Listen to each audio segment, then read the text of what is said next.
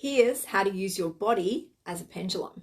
Ensure you have your feet flat on the floor. And once you've done that, close your eyes and just tune in for a moment and ask the universe or your body to say, show me a yes, and see what your body does. Mine goes forwards. Yours may go left or right. It may go back. It doesn't matter as long as you know what a yes is for you.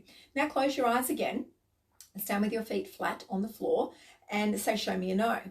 I tilt backwards. And so then for me, I know that a yes is forward, a no is back. And so at any time I can ask questions that I want my body to answer me for, and it will automatically answer things about what you may want to have for dinner, what remedy to use today, like essential oil or crystal, or other things in your life you can ask. So a yes for me, show me a yes, goes forward, and a no, show me a no, goes back. And you'll feel the rocking.